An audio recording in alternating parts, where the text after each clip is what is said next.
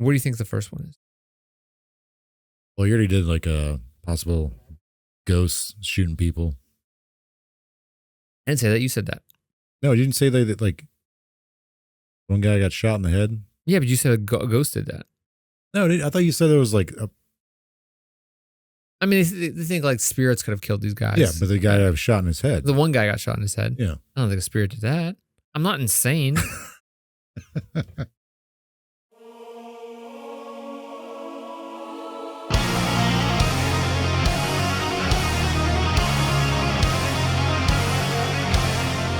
Hello, everybody. Welcome to the Mysterious Pals. My name is Chris, and this week, my buddy Jordan's here. Jordan, welcome to the show. How are you doing? I'm good. I welcome you to the show, Chris. How are you doing? Oh, that's very nice. It's the first time you ever did that. Finally. Finally. It's happened. 51 episodes in. 51. Episode 51. Not the big one yet. 52 is going to be the big one. The big one. As 1 year straight.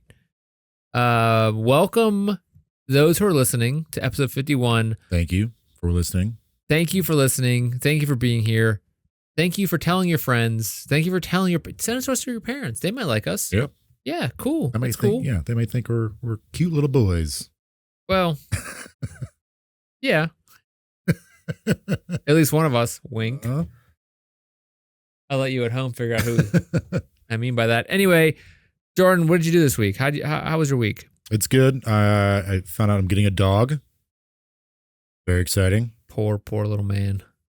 No, that's awesome. Dogs are amazing. Yeah.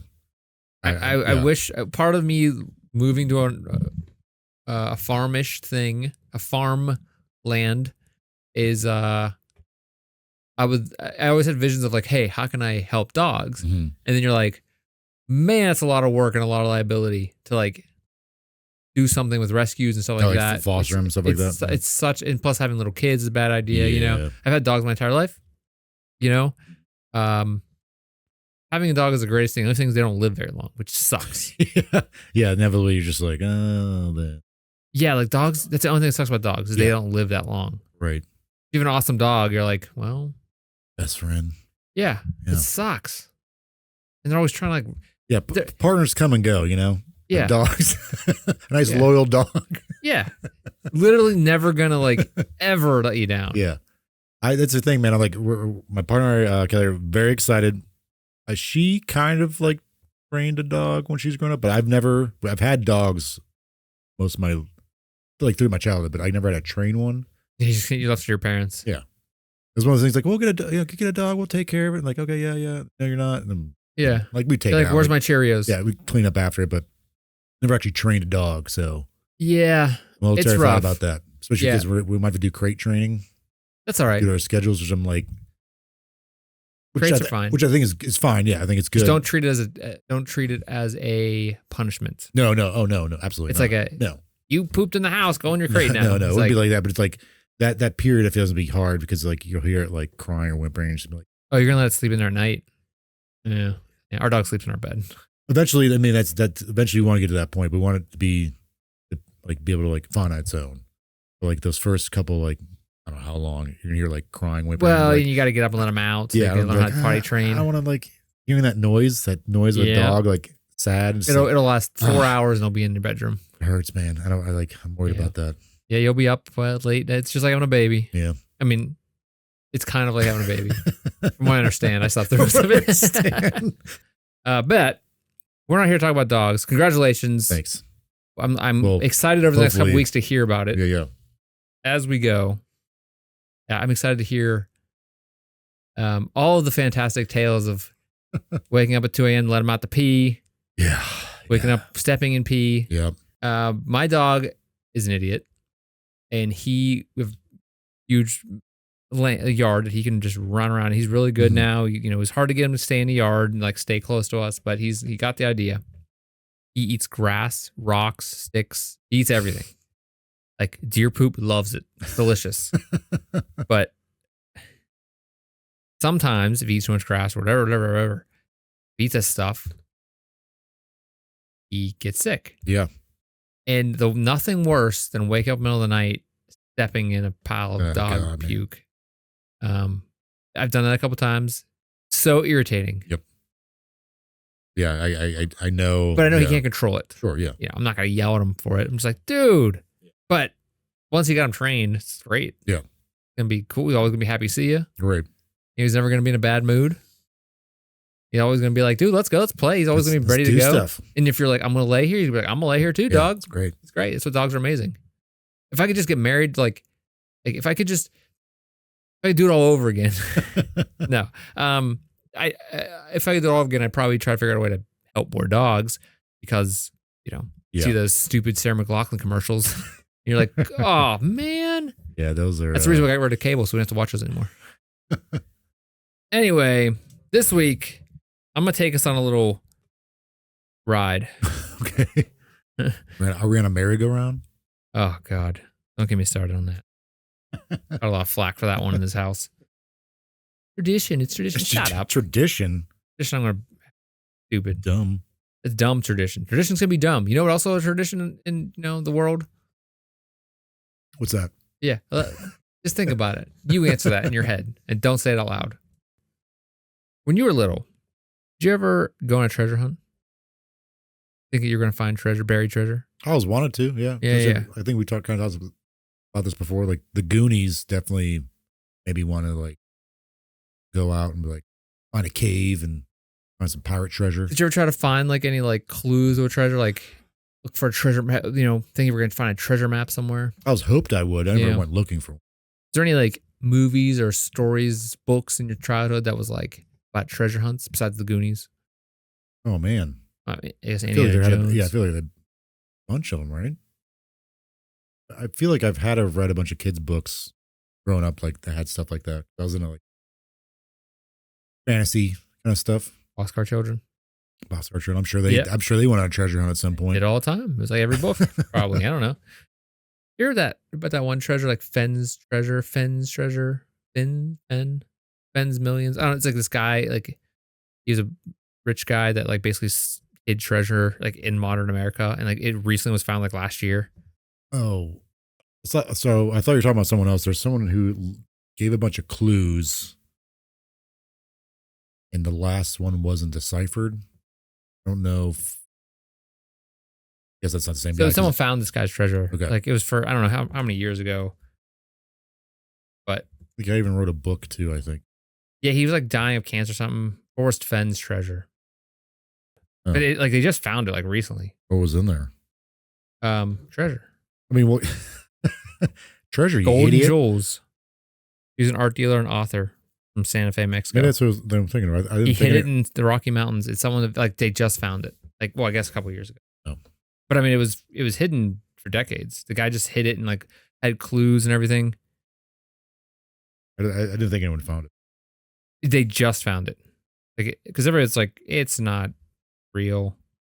So that's a mystery that was found in the episode. Oh, actually. Thanks for tuning in. In 2010, he hit it. I thought it was like in the 90s. So he hit it in 2010. He was 80 years old, and someone found it. And he gave like a map and everything, and $1 million. Okay. Stuff worth $1 million.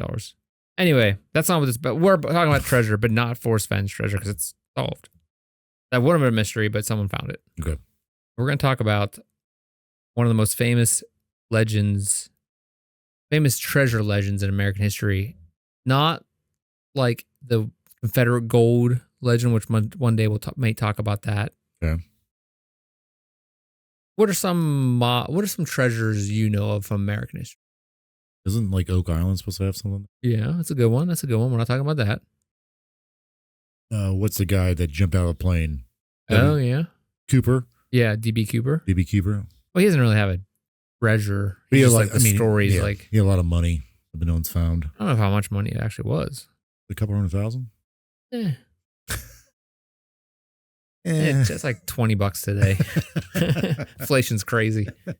Those are the two off the top of my head. I know there's definitely more I've heard of, but those are the only two I can think of. About a Dutchman, maybe a lost Dutchman, okay, or the lost Dutchman's gold mine. Did you ever hear about this? Did you hear about this? Nope. So the lost Dutchman's gold mine. We're gonna go for a little walk in the desert today to talk about the Lost Dutchman's gold mine, which can be found in the Superstition Mountains in Arizona. Arizona. Correct. That's what they call it. Wait, what are the mountains called? Superstition Mountains. Superstition Mountains? You've never heard of the Lost Dutchman's gold I mine? don't think so. Really? No. Well, this guy over here. I got my wrapped up in. Really hitched my wagon to something good here, people. Go on. This legend is not merely a story of hidden treasure, but a complex narrative that intertwines history, culture, and geography of the American Southwest. The Lost Dutchman mine supposedly is nestled in the Superstition Mountains of Arizona, and it has never been found from what we know. The legend of the Lost Dutchman mine is deeply rooted in the history of the American Southwest, particularly in the mid to late 19th century, which is 1800s. a time marked by the westward expansion, mining booms, and the relentless pursuit of wealth by those crazy American people. This legend is said to originate with Jacob Waltz, a German immigrant known as the Dutchman, which a common term at the time was used for people from Germany. I didn't know that. That was it. Okay. Dutchman. It's not Dutch. Yeah. Weird. He's not from Holland, right? Yeah. As we know in previous episodes.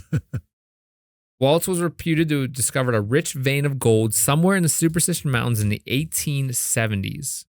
Although this story, as I said, has multiple angles to it, multiple different twists and turns, just like a vein of gold. But I see what you did there. Yep.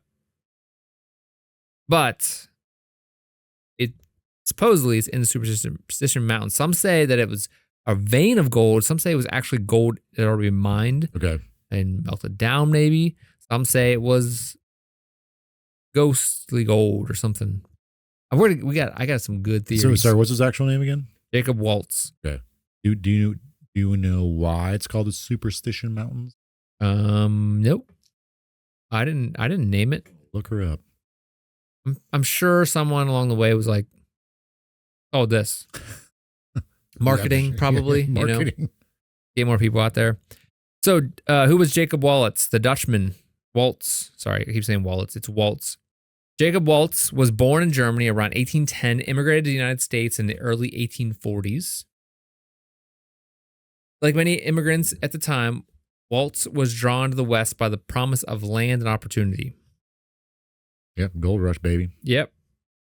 Land rush, gold rush, everything was happening around this time when it comes to that. Now, that's not to say we're lessening the impact of the Native American that the people were having on the Native Americans at the time. What was going on with them was terrible. So this is a story about this guy. So after spending some years prospecting in California, he eventually settled in Arizona. The legend suggests that Waltz discovered a fabulous rich gold mine in the Superstition Mountains, which he kept secret for most of his life.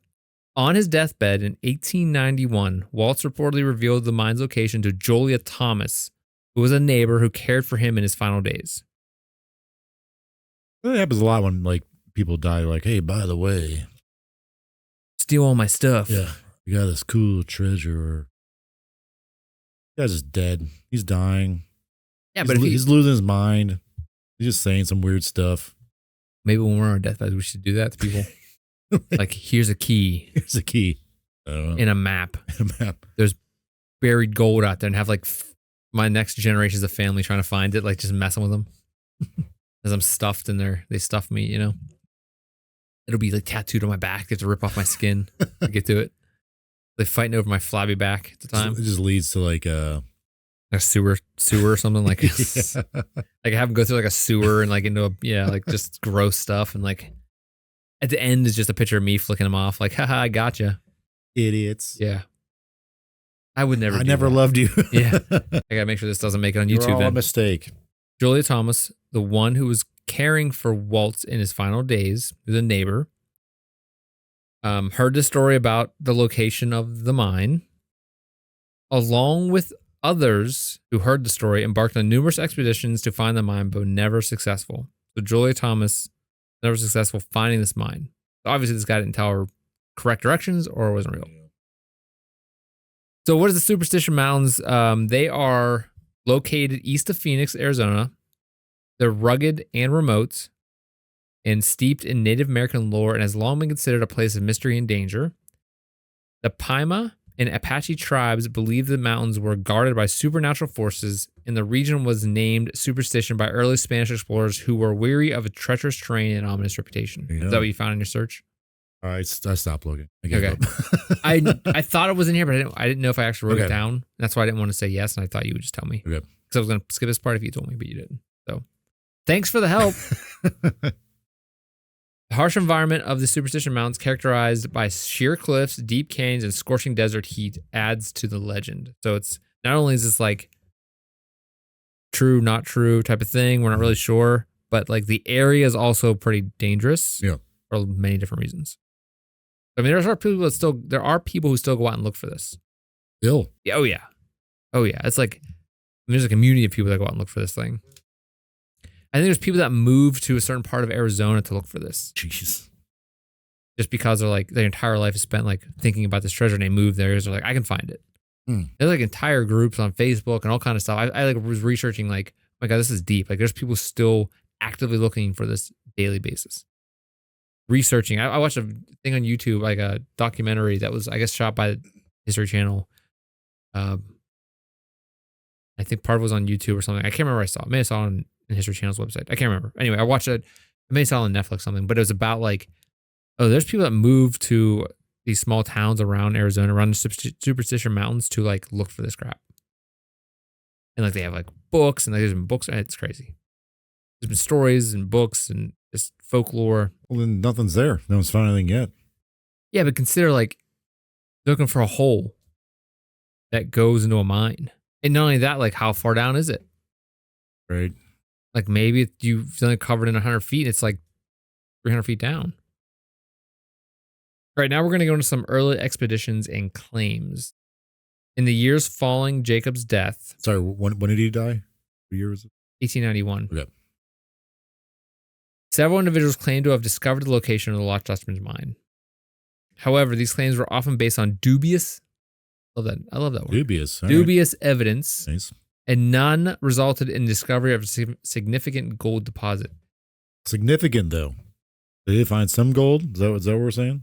From what I understand, this is a lot of people saying, I found gold, and then, but if you found it, you wouldn't tell anybody. I wouldn't. No. Because you just get it and get the hell out. Yeah.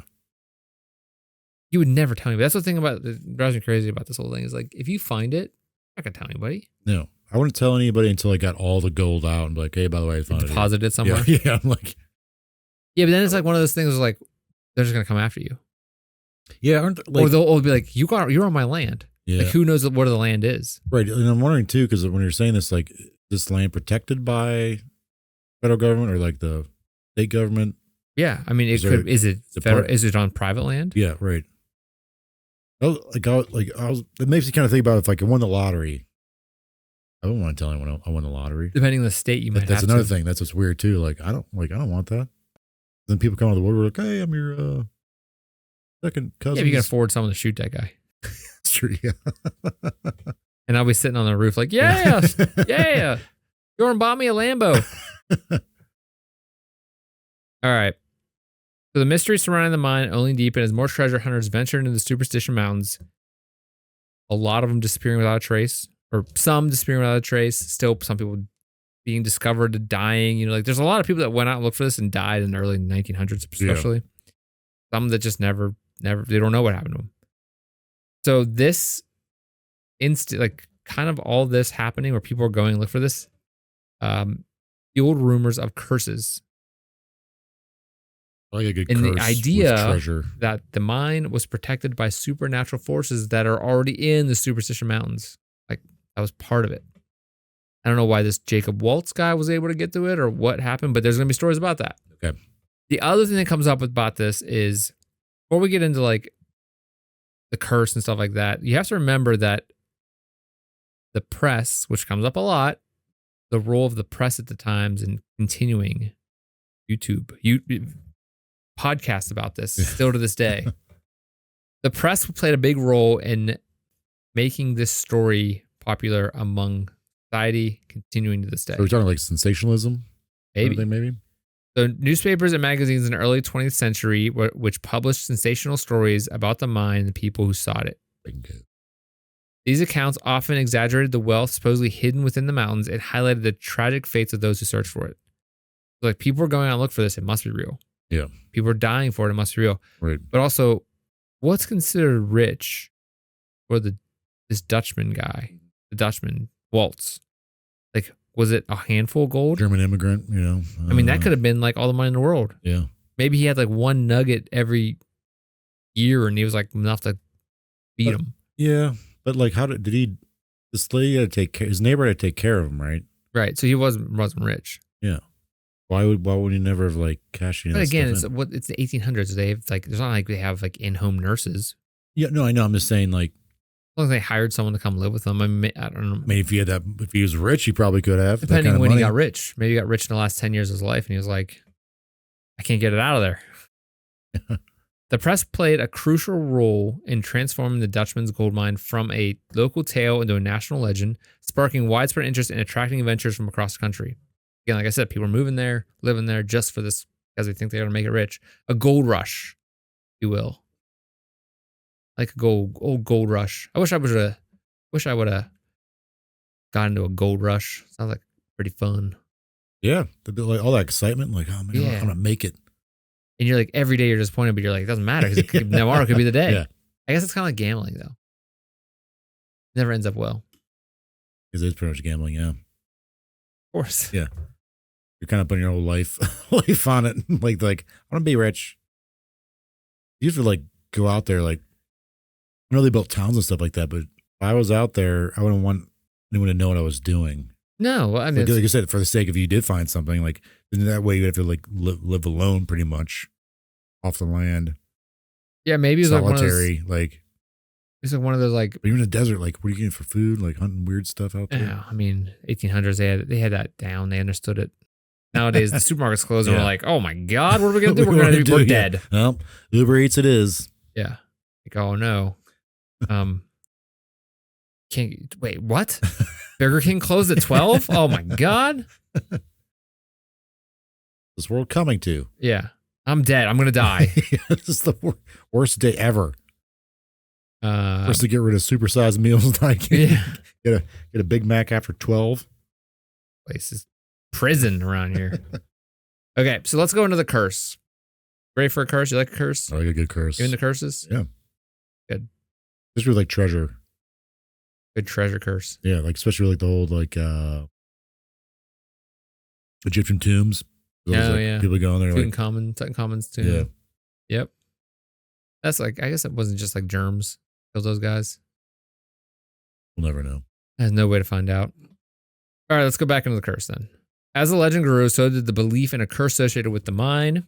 The idea of a curse was reinforced by the numerous unexplained deaths and disappearances in superstition, as I mentioned.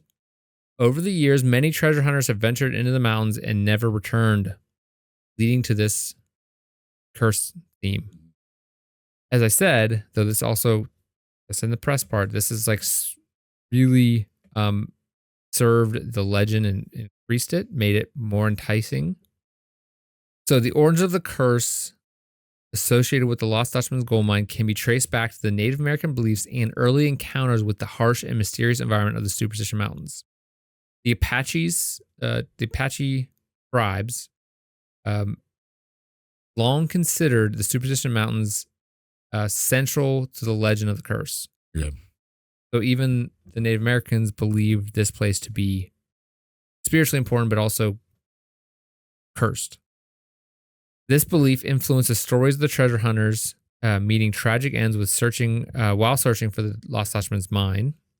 Also, from the original discovery into the Western, historical records, as explorers, the people from Western Europe came. These stories that were from these tribes, their beliefs kind of fed it, kind of like set it up to be like, oh, this is also like, it was already set up to be that. Right. Because even they called it superstition. I feel if you're willing like if one of these people trying to find this gold, or anyone going out west trying to find gold, you're already putting everything on the line. Because it is kind of like gambling. So I'm guessing if you're one of those people willing to do that, you probably already have some kind of superstitious part to you.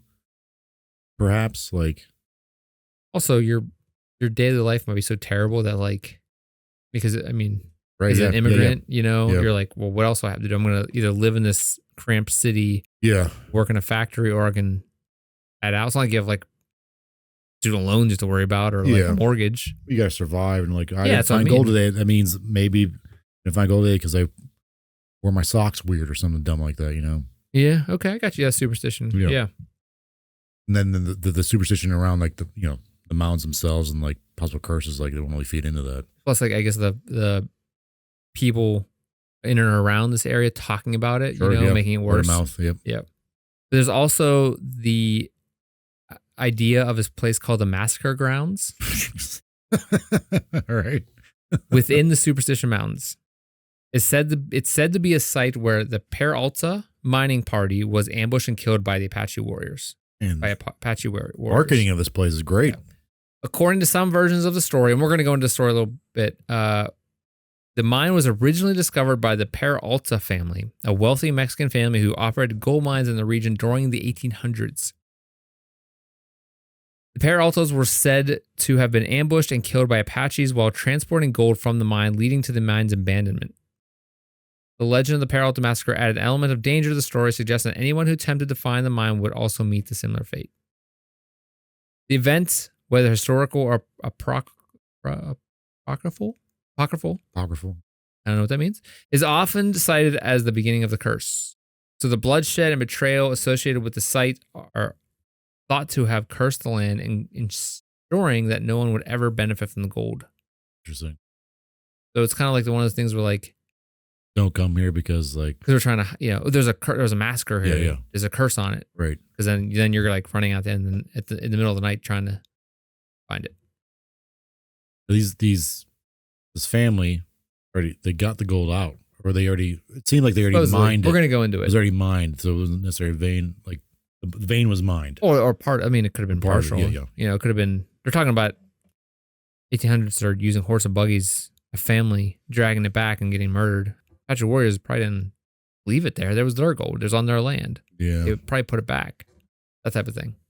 We're going to go into that more because it's going to come up, like, spins on that. Good. The curse has often been linked to many mysterious deaths, disappearances, and accidents that have occurred in the Superstition Mountains over the years, particularly among those who are searching for the Lost Dutchman mine. There's a couple notable ones.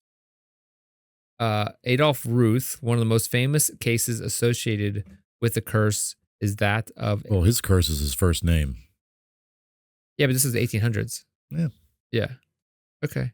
Well, I mean, it's not like it's afterwards. Yeah, that's true.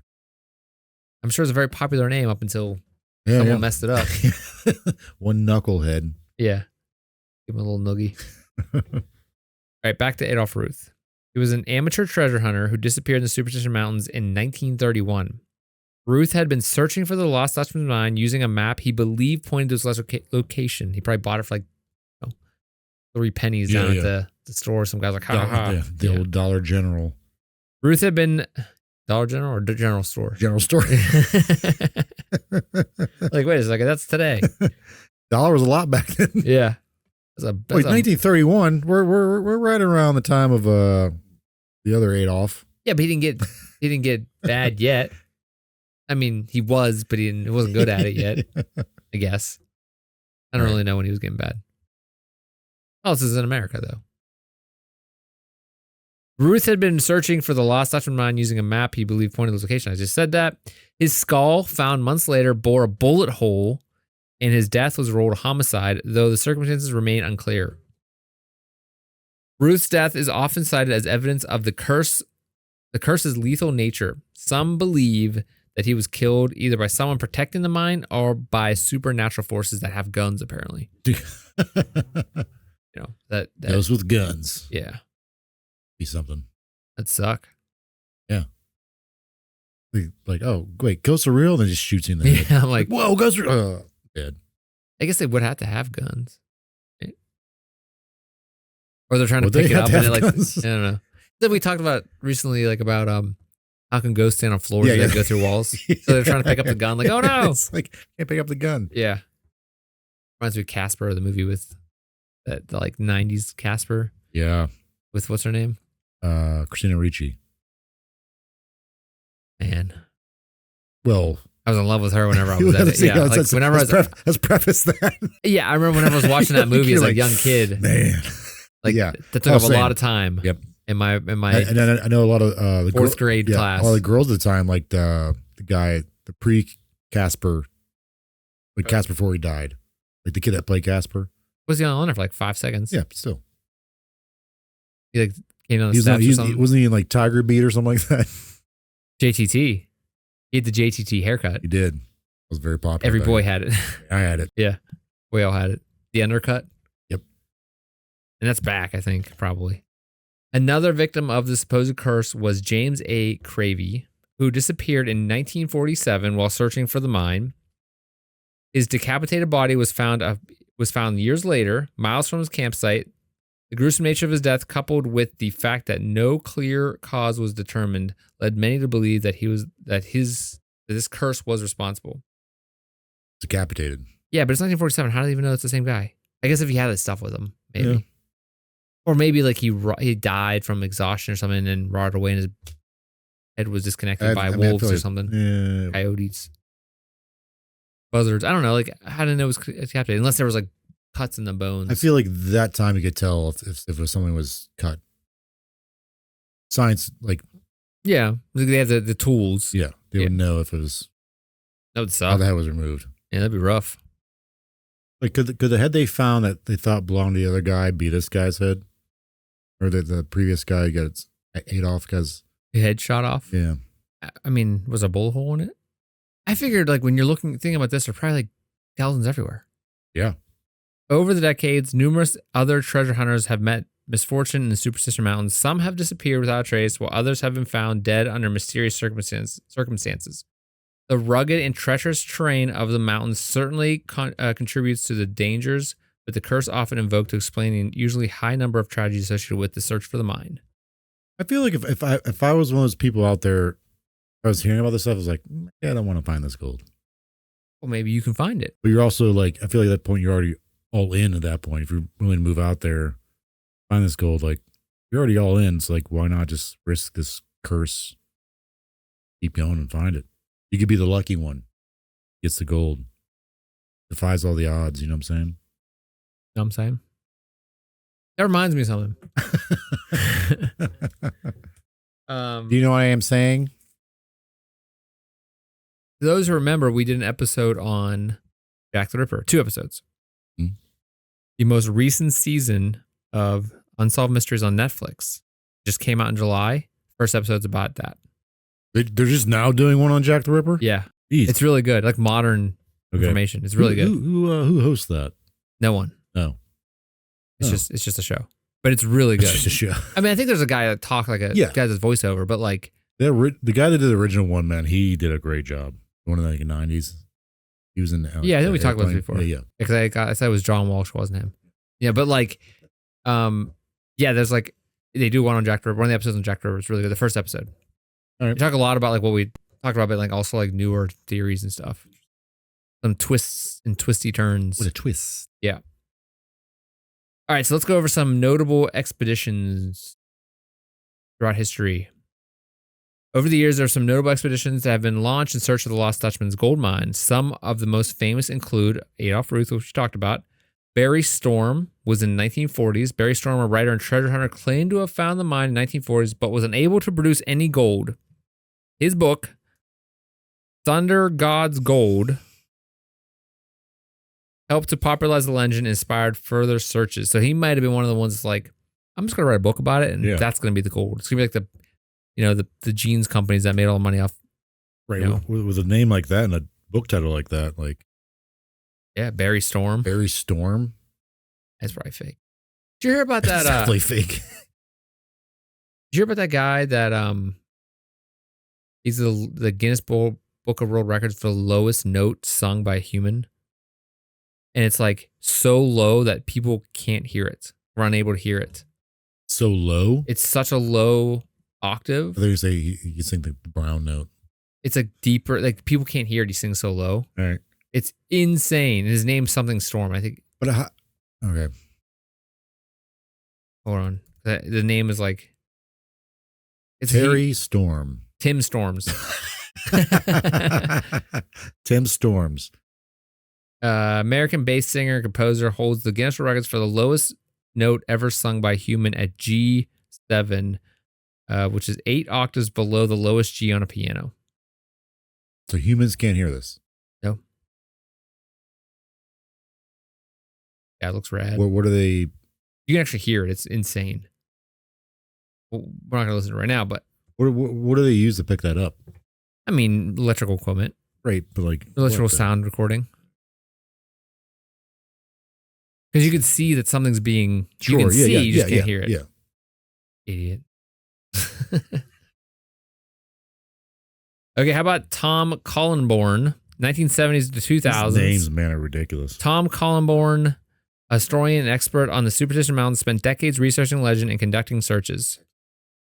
Although he never found the mine, his work contributed significantly to the understanding of the legend and history of the region. So he's more of a historian of the region and was like, I want to look for this mine. All right. There are also many failed attempts to locate the mine, obviously, as we mentioned. However, the search still continues. Modern treasure hunters have employed advanced technology, including satellite imagery, ground-penetrating radar, and metal detectors in the quest to find the mine. However, this terrain and lack of like actual directions, like a map or anything, makes it extremely difficult. But people still are trying to find it. Like, there's like no even close location. It's like, it's in the Superstition Mountains. That's all they really know. And you're looking for like literally a hole. What mountain range is this? It's pretty big. Over 100 years. Find something. I mean, or nothing. Oh, yeah. There is, I mean, more likely there's nothing out there. That's what I think, yeah. Or if someone found it, they just took it and left. Right, yeah. Like, again, like I said, if someone did find it, they're not going to say anything. I wouldn't say anything. Yeah, except like your friend just got like insanely rich and like, whatever happened to him? I would just fake my own death. Yeah. I want to go into some supporting information. Yep. So I'm going to take the spin that like, let's go into the information that's out there about this actual thing. All right, spin it. I'm going to spin it up. Let's spin it. I'm going to be the enemy. One of the primary supports for the legend comes from historical accounts and testimonies, particularly those associated with Jacob Waltz. Jacob Waltz, a German immigrant, lived a modest life in Arizona. However, the years leading up to his death in 1891, Waltz was known to have significant qualities of high-grade gold ore. There's a thing you mentioned before. Yeah. So, witnesses including his close friends, Julia Thomas being one of them, claimed that Waltz spoke of a rich gold mine in the Superstition Mountains that he had discovered but kept secret. The fact that Waltz possessed such valuable gold lends credibility to the story of the hidden mine. So there's people have seen high quality gold ore that he had prior to his death, but also noticing that like he lived modestly up until the years leading to his death. So he must have found the mine before he died, like a couple years before he died. Another is Julia Thomas's testimony. Julia Thomas, who cared for Waltz in his final days, claimed that Waltz provided her with the clues of the mine's location. After his death, she and others attempted to find the mine using the clues. Though they were unsuccessful, Thomas' account is one of the earliest and most direct pieces of evidence supporting the existence of the mine. Okay, so that's another supporting factor. Another is Adolf Ruth's map. The guy we talked about. That's right, he had a map. In 1931, Adolf Ruth, an amateur treasure hunter, disappeared while searching for the Dutchman's mine. Ruth's body was later found in the Superstition Mountains along with a map believed to show the mine's location. Ruth's death, along with the discovery of the map, added a layer of intrigue to the legend. Although Ruth's map did not lend to the discovery of the mine, it would reinforce the idea that such treasure could exist. Yeah, again, he probably bought it down at the general store, the Dollar General, as you said. The old Dollar General store. Yeah, it was like in a Time magazine or something. Some more supporting evidence in the Peralta stones. So that was a family. Peralta stones are a set of stones allegedly discovered in the 1940s. Another piece of evidence often cited in support of the Dutchman's legend. These carved stones featured cryptic symbols in directions that some believe point to the location of the mine. The stones are thought to be connected to the Peralta family. That was that rich family from Mexico that owned a bunch of mines that were then murdered, supposedly. Legend says. While these stones is debated if they even existed or if they're real or not, like from this family, they have played a significant role in keeping the legend alive. The stones include Spanish inscriptions which have been interpreted as references to treasure or gold. If genuine, these inscriptions could suggest that the stones were created by someone with knowledge of the mine or treasure. Although if it was his mine, but then they found it, and supposedly they're from Mexico, so that makes sense. Right. Okay. Other evidence includes some geological evidence. The Superstition Mountains are known to contain mineral deposits, including gold-bearing ore. The geological fact makes it plausible that a rich vein of gold could have been discovered and mined by someone like Jacob Waltz. Some treasure hunters and geologists have reported finding indicators of previous mining activity in the region, such as old tools, abandoned shafts, or tailings piles. That's the stuff they pull out of the mine and they put it somewhere. While none of these findings have led directly to the Lost Dutchman's mine, they suggest that mining did occur in the area, which could be connected to the legend. However, there's probably tons of these out there because it was the gold rush. Yeah. Yeah. So that doesn't help anything. No. But I digress. Really quick, I forgot what I was trying to look up earlier, but I came across this. This is according to Wikipedia. Regards the Superstition Mountains, some Apaches believe that the hole leading down into the lower world or hell located in the Superstition Mountains. Yeah, I imagine that would be. Is that where the gold is, Chris? Is that like a apocryphal Jules Verne tale?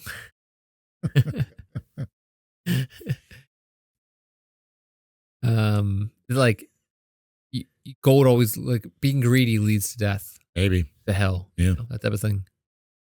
Sounds about right. Unless you're on TikTok, probably, or an influencer, right?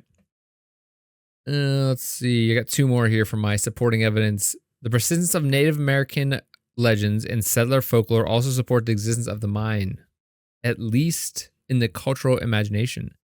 The Apache people who have lived in the region for centuries have long regarded the Superstition Mountains as sacred. All right.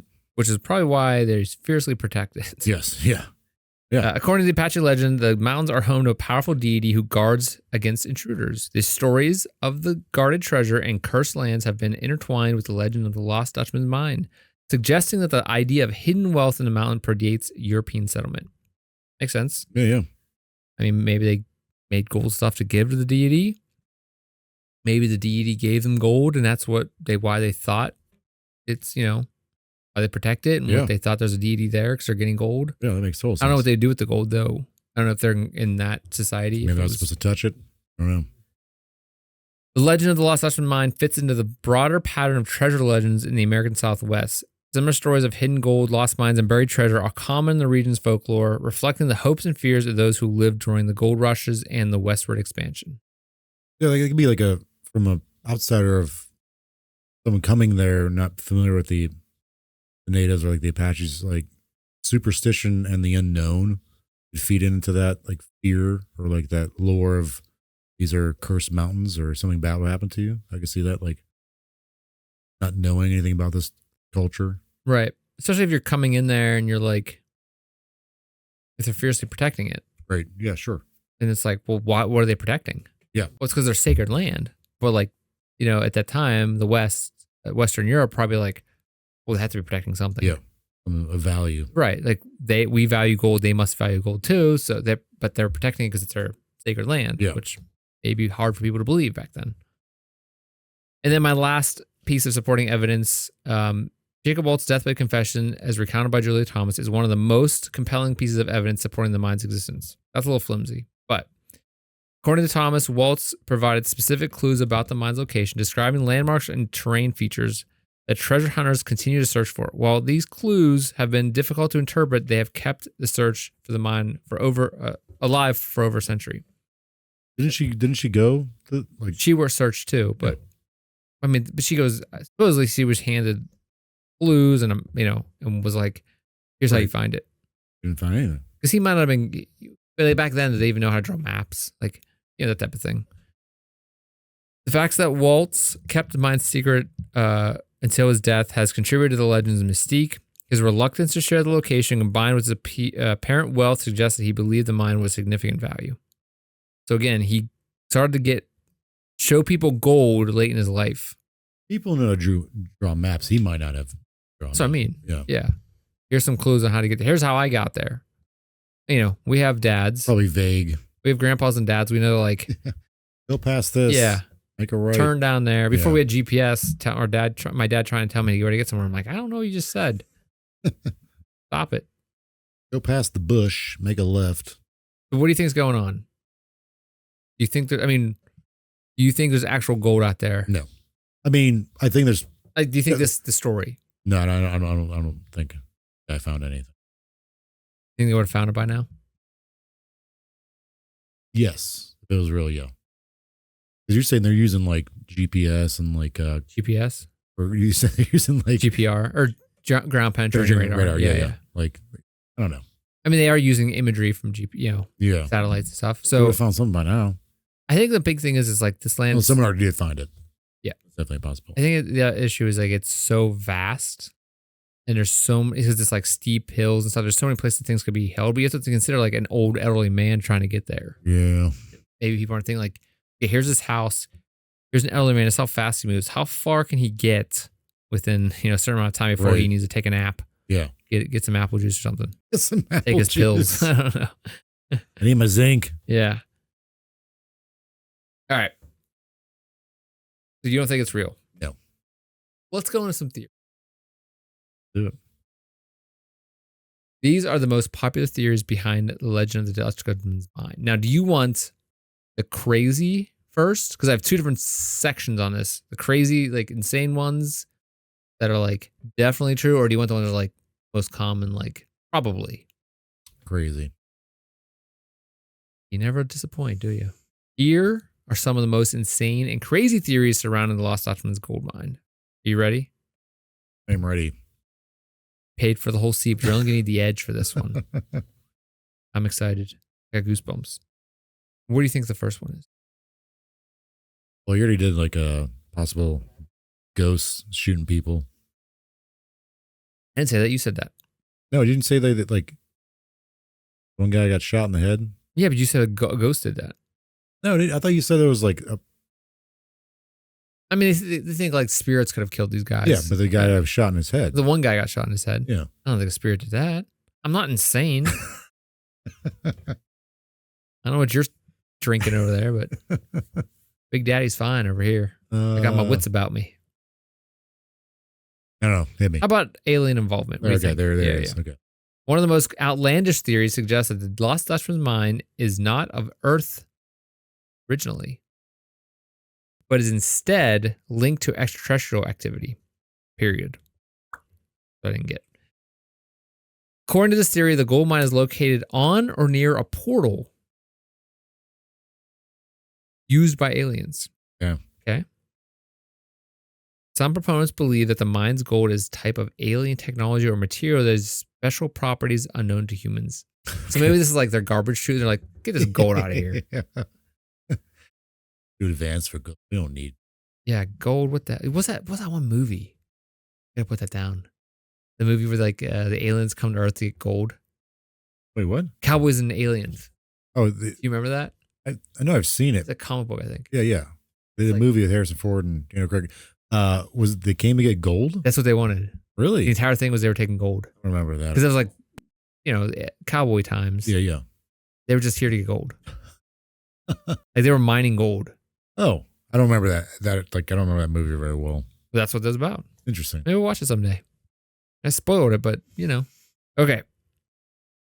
This theory of the aliens Draws on the broader context of American Southwest, a region known for UFO sightings and conspiracy theories such as those surrounding Area 51. Yep. Some claim that the Apache spirits said to guard the mine are actually extraterrestrial beings protecting the hidden base. Okay. Others believe that strange occurrences and disappearances in the area are due to people being abducted by aliens rather than cursed by the spirits of the mountains. Okay. How about time travel? Another theory suggests that the Dutchman's mine exists in a different dimension or timeline. Okay. Yeah. All right. Yeah. Like that. This is only accessible through specific circumstances or anomalies in time. According to this idea, the mine can only be found when certain cosmic or temporal conditions align, making it visible and accessible for a brief period. Why would there be dead people? Who said there's dead people? They found a decapitated body, right? Yeah, but they may not have been found it. They may not have found that. Like the people that they found. Okay. I mean, there's other people that have gone missing, never been found. Yeah. That's just specific examples. Proponents of the theory argue that the mine is hidden in a time bubble or alternate reality, which is why it has never been consistently located. Some claim that those who found the mine, like a Jacob Waltz, accidentally stumbled upon it when these conditions were met, only to find that they could never return to it. Because it could be part of a parallel universe. Okay. Another variation of the theory posits that the mine exists in a parallel universe. In certain locations, the Superstition Mountains are thin spots where the veil between dimensions is weak, allowing the mine to be accessed from the world only under specific conditions.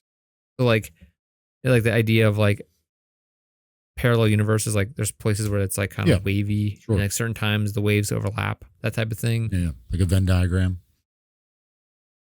No, like no, not at all. No, not even close. Yeah, parallel, wavy parallels. Yeah, they get two lines and like sheets, waves. Sure. Not a Venn diagram. Well, there's overlap. No, there's no Venn diagram. No, don't sneak that in there. Yeah, this one's dumb. Dumb. It's just like, we can't explain any of this, so we'll say it's aliens, or we can't explain this, so it's time travel, or it's parallel universe. I would love to know. I want to believe it. If parallel universes are real. Yeah, I want to believe it, but I mean, there has to be something out beyond what we know of space. Oh, 100%, yeah. Like, what are we expanding into? I'm just saying in this particular example, like stuff like this are like, oh, we can't explain it, so we'll just say it's a parallel universe or aliens, like a cop-out kind of thing. Yeah. But I think that's all of this. I think this entire show is a cop-out. We should be working right now. We're just hanging out with our families. I don't know. Yeah, it's late. Yeah. We're hanging out in the basement. We should be sleeping. How about the lost city of Cibola theory? Cibola, all right. The Lost Dutchman mine has been linked to to the legend of the 7 cities of gold, particularly the fabled city of Cibola. According to this theory, the mine is not just simple gold deposit, but the remnants of an ancient city of immense wealth, hidden deep within the Superstition Mountains. The theory suggests that the mine is part of an extensive underground city or complex built by advanced civilization that predates European contact. Yeah, you like that? The gold and treasure hidden there is said to be remains of a once great civilization. All right. Yeah, this is one of 7. Correct. Yeah, that sounds pretty cool. Again, yeah. You said you wanted the crazy ones first. Yeah. No, it's good. It's good. Some versions of this theory claim that Lost Dutchman mine is not a mine at all, but the entrance to a massive vault containing untold riches, ancient artifacts, and perhaps even secrets to the lost technologies. That's where I found you. Vault boy. Yep. How about the supernatural guardian theory? Okay. All right. Got a lot of these. One of the more mystical theories posits that the Lost Dutchman mine is guarded by a supernatural entity, possibly a demon, spirit, or deity. Who prevents anyone unworthy from finding it? The guardian is said to curse those who seek the mine with madness, misfortune, or death. Some accounts the guardian is described as shapeshifter, appearing as various animals or even a human to lead treasure hunters astray. Yep. This is when it's going to get good. You ready for this? Okay, yeah. Love it. Just these next two insane theories are good. Okay. Good ones. Good. Hollow Earth theory. Oh boy. All right. One theory connects the Lost Dutchman's mind to the hollow Earth concept, which posits the Earth is hollow and contains entire civilization or landscapes within it. According to the theory, the Superstition Mountains are one of the entrances to the inner world, and the mind is located within this opening. The Lost Dutchman's mind in this context is not about gold, but is seen as a portal to the inner world where untold riches and knowledge await. Oh. Little addendum here. I don't even know if that's right. These beings who live inside the earth might be responsible for the legend of the gods and spirits associated with Superstition Mountains. So they may just put it out there like, hey, keep these people out of here. Yeah. The Apaches may be those people too. The last one of insane theories. We saw about the real theories. Some theorists believe the U.S. government knows the location of the mine and actively concealing it for its own purposes. The theory suggests that the mine is either being used for secret experiments or has been closed off to prevent the public from accessing whatever secrets might be inside. Okay. Some version theory suggests the Superstition Mountains are used for covert military operations, or that the mine contains resources or technology that the government is exploiting. I mean, resources thing, yeah. There could be all kinds of like minerals down there that use them, maybe. Yeah. I mean, that'd be a big operation, though. Sure, yeah. I feel like people would see that happening. It's kind of like with that, we're thinking about like, what's that thing happened in Russia? The people frozen? The war? No, the people that are frozen. Oh, Dyatlov Pass. The Dyatlov Pass. Yeah. Kind of like that, like when we talked about the missile, the blows Party your clothes missile. off. Yeah. Now it blows your clothes off and you should gold. treasure. Yeah. I was thinking about that when we were talking about last week. We were talking about the dancing plague. Missile that blows your clothes off and makes you dance. Makes you dance. Yeah. Nope. Others claim the mine is connected to national security in some way, perhaps containing materials, crucial advanced weaponry, or alien technology. Pants off, dance off. What's that? Missile that pulls your pants off, you dance. Pants off, dance off. Sure.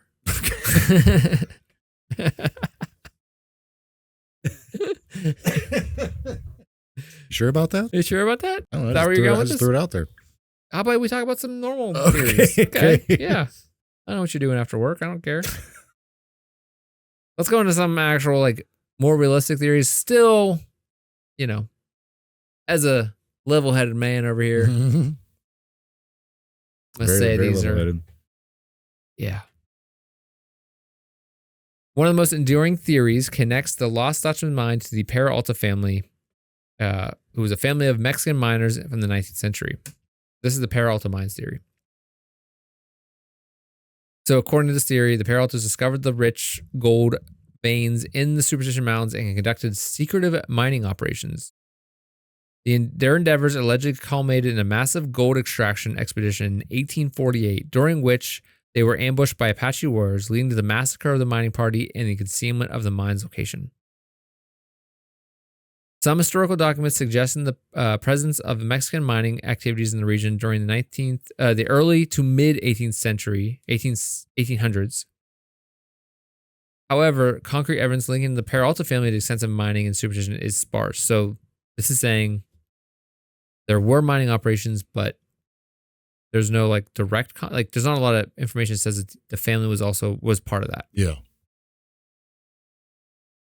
The Peralta stones, however, discovered in the 1940s, are a set of carved maps believed by some to guide treasure hunters to the hidden mine. These stones feature cryptic symbols and Spanish inscriptions.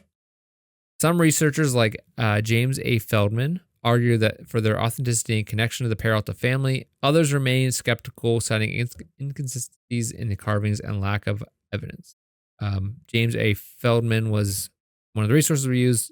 You can find his information below. So I guess there is Peralta stones, but like, Why? what are they using them for? Yeah. Or like how do they, like, if they have them and it says what they are, then why can't we find them? Right. Find the map or find them. So is it believed that someone in that family made those stones? Yeah. Okay. Why would they do that? If Um, it's their mine, why do they want people going there? I think the big thing is that they may have just carved them so like they knew where they were. Like they could have been marking stones like Yeah. on the road.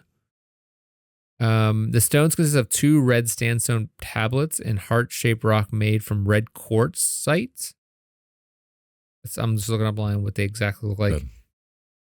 So I guess these stones contain like markings on them, and then they can like look at like satellite imageries and find the shape of the stones and match them up and be like, okay, here's a location here of like this triangle type of thing, and that's cool. Here's a straight line, and it's like so far. Like I said, that's how they kind of match them up. Yeah, it's weird. Other people say, oh, they're in the Arizona Museum of Natural History, so in Mesa, Arizona. So they are around. They're not completely made up. That's something. It seems like they're like a little like maybe some guy made these in his garage in the mid 1900s, that type of thing. Yeah. Let's go back to the next theory, which is the Jesuit treasurer theory. Another compelling theory posits that Jesuit priests, during their missionary activities in the 17th and 18th centuries, discovered and covertly mined rich gold deposits in the American Southwest. Anticipating their expulsion by the Spanish crown in 1767, they allegedly concealed the vast treasures within the Superstition Mountains, including what would become known as the Lost Dutchman's mine. The Jesuits were known for their extensive missionary work and occasionally involvement in mining to fund their endeavors. There's a historian named Jack Purcell discusses instances of the Jesuit mining operations in his comprehensive study of missionary activities. Numerous Native American legends and settler tales reference hidden Jesuit treasures guarded by spiritual forces. These narratives, which, while rich in cultural value, lack some kind of substantial evidence or something that points to that this is true. So there are no mining records from the Jesuit groups that said that this is true. However, the Spanish Crown regulated and restricted clergy involvement in mining, casting doubt on the large-scale mining. So I was gonna say, like, I'm familiar with Jesuits, but the idea of them getting involved in mining, that's something I never heard before. There's a lot of records of that, like weird. In different parts of like South America. Like they would come in, set up shop, and like somehow mine, like to get money. Yeah, I guess I just like some stories about that. Okay. I'm not. Then you're coming off the top of my head right now. Okay, I may be just an idiot, but I know I've watched.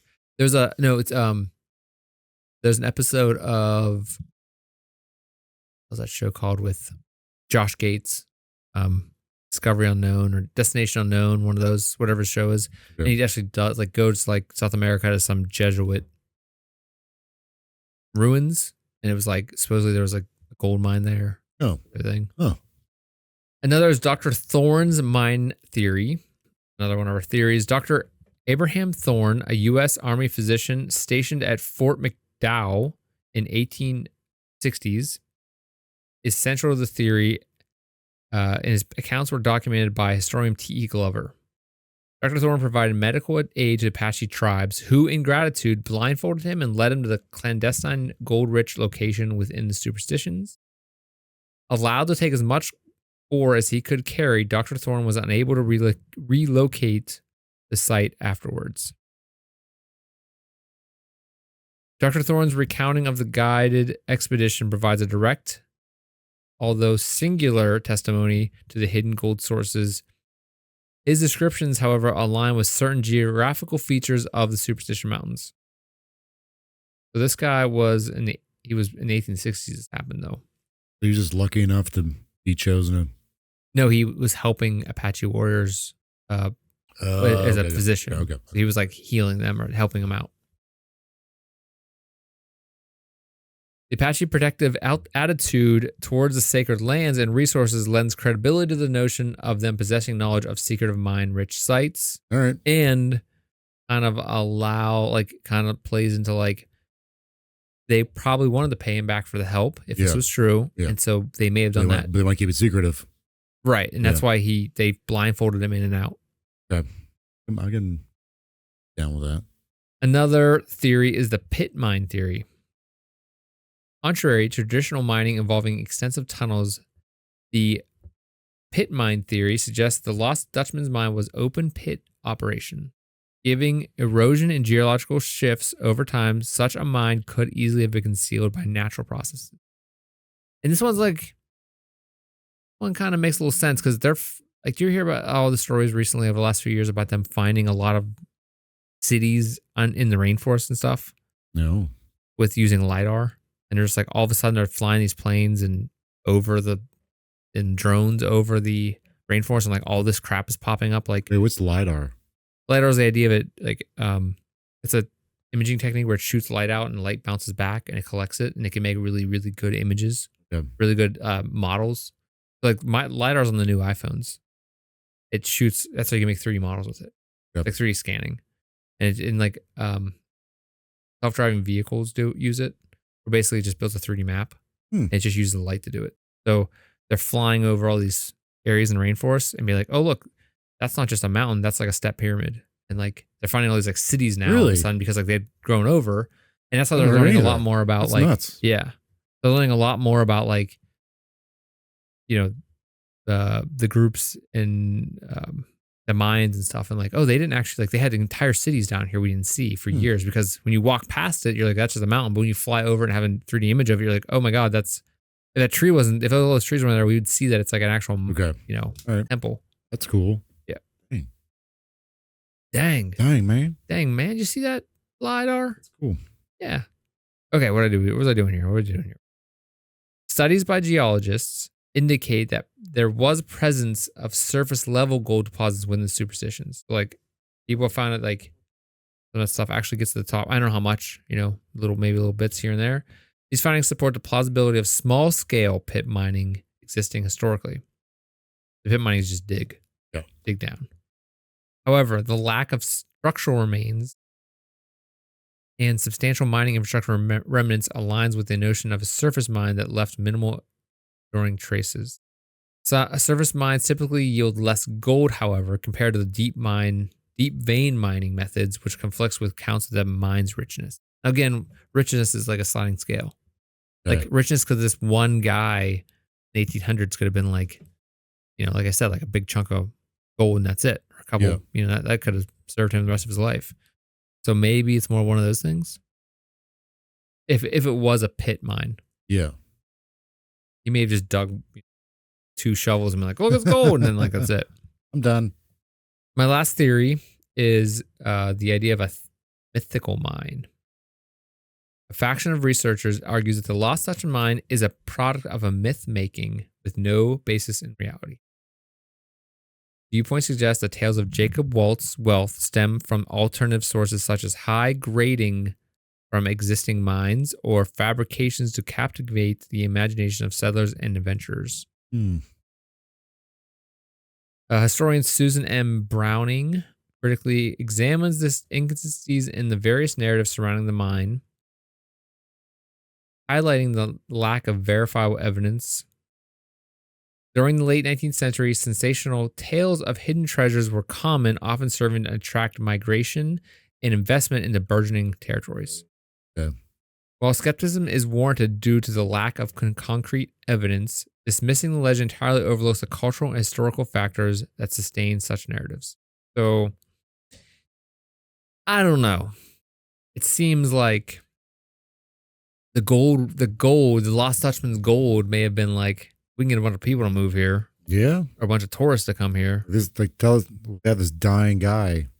Yeah. They spew some stuff out. And one of those things where, like, I hate about media and society and stuff sometimes is like, you can't silence this thing has gotten so big that an economy's areas are based on it.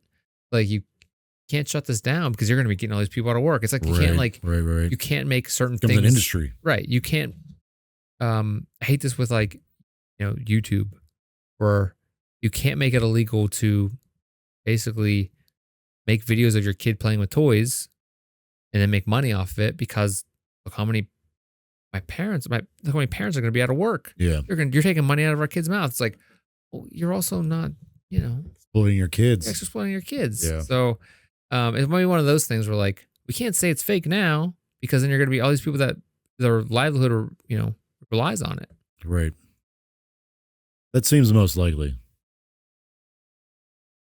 Or, this guy, because I've seen read about so many people like on their deathbed have like these confessions about like taking part in something like, oh, I killed JFK, or like, I don't know, I invented the Twizzler. It's just something dumb.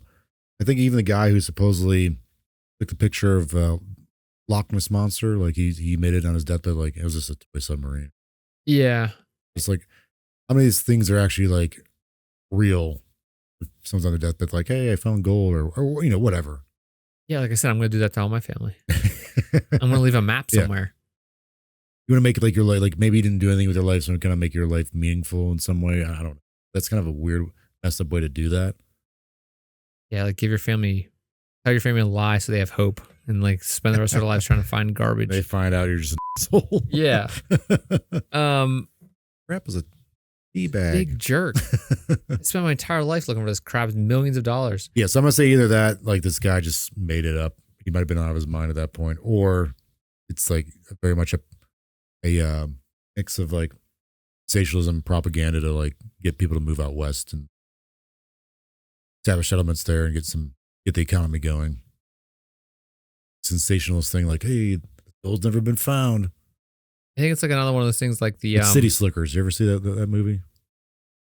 Both of them are. Billy Crystal? Yeah. Never seen it. But yeah, they find the same thing. They come across a map and like, I think they live in New York. Like, we're going out west to find this gold.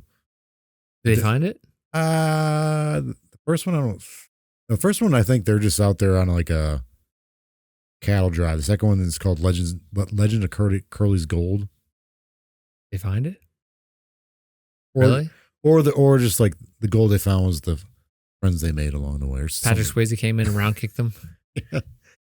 Or they banned dancing.